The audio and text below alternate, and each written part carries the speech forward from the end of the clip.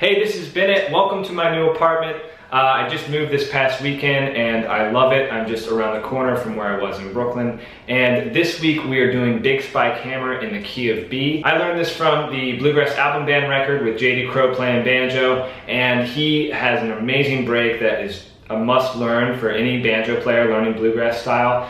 And I put together my own melodic version based on his. I hope you like it. If you want the tab, you can get it by signing up on my mailing list. I talk a little bit about chord tones and improvisation in this one, and a lot more of that content can be found on my membership site, which I'm also very excited about. And you can click the link right here to learn more about that. Please subscribe if you're new and like this video so other people like you can have an easier time finding it. If you have any questions or comments, please post them in the comment section below. Thanks so much, and I'll see you next week for another Melodification. 1, 2, 3.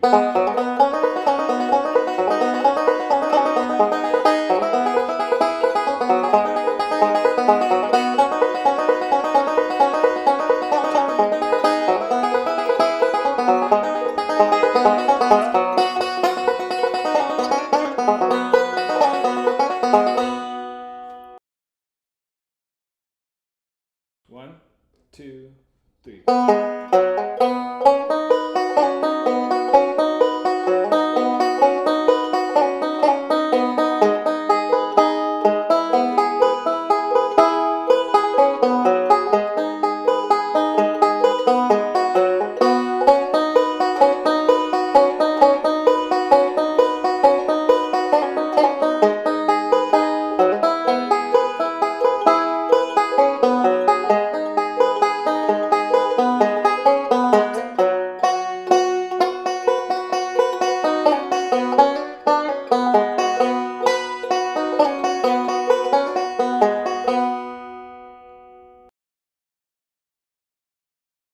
One, two, three.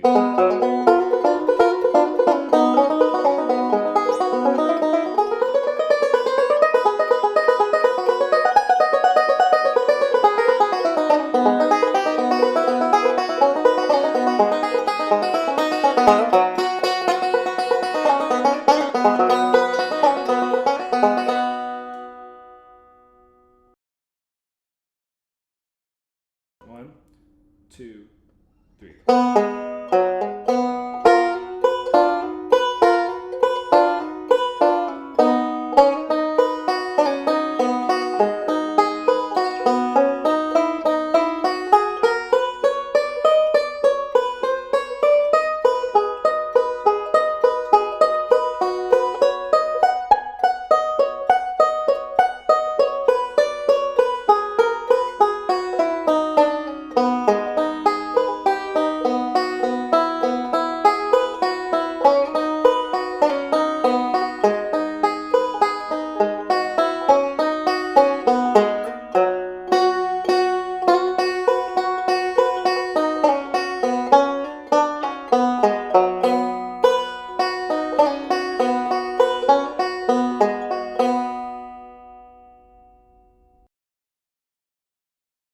Alright, so in this version of Big Spike Hammer, I'm starting out with this double stop figure, and I'm using my index and my middle for the double stops and my thumb to hit the string, the fifth string in between it.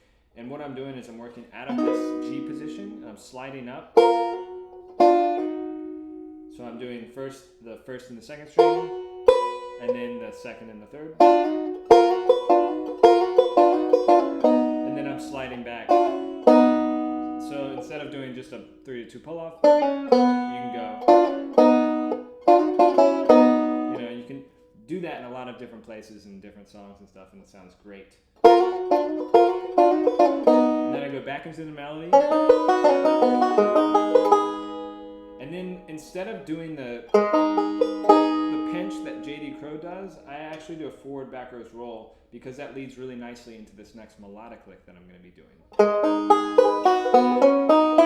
So I'm leading up, single string, that's what it looks like. It goes into the C chord. And you know, I was experimenting with different ways to do the C chord. And that was the first thing I came up with. So kind of simpler than what I actually put in this arrangement, and it still works, but it's staying down in this register of the neck. I wanted to get out a little bit because I don't really play up the neck in B all that much. I don't play in B that much, honestly. So I wanted to explore melodic stuff in the key of B. So there's the up the neck part for you, and that goes like this.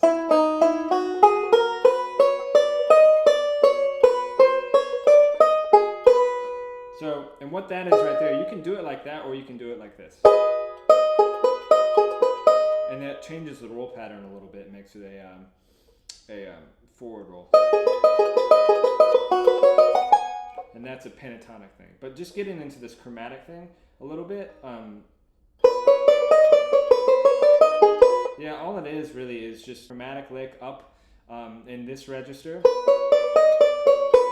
And then I'm just backing that position up 1 fret to lead me into this note, which is the 5th of the E minor, or the G sharp minor, since we're in B, of the minor 6 chord. So what I'm doing is I'm thinking about these chord tones, and this is a big thing that I'm into when I'm soloing overall, is thinking about these chord tones and aiming for those on the first beat of each measure. So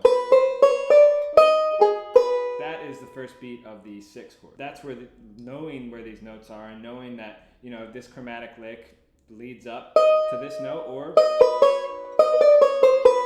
leads down to that note. You know, you can kind of utilize that and work that into your own arrangements or your solos once you start to make these connections of where the chord tones are, what the chord tones are, etc. So that leads very nicely to the E minor, and then I do this ascending lick into the 6th. So I mean, you know, you could go, you know, that's more Scruggsy way of doing it, but this is melodification, so we're going to do it melodic style. And I like that pentatonic pattern, and I put a little bluesy thing in there at the end of that. You could just keep it like that, but I kind of like the crunch of that. And then we're going into the standard melodic lick,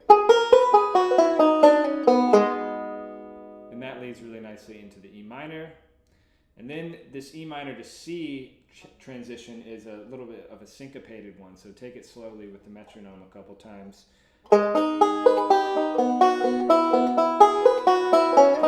And then back into the melody.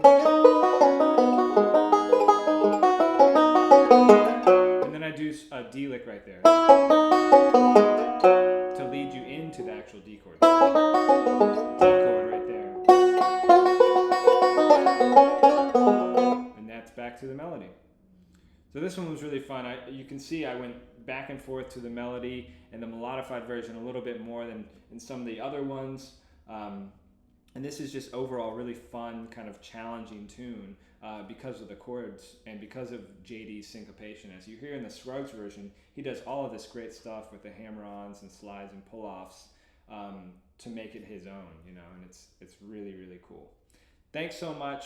Remember, you can get the tab by signing up for my mailing list. The link is below this video. Please subscribe if you're new. Give this video a like if you like it, if you're learning something from it, and I'll see you next week for another melodification.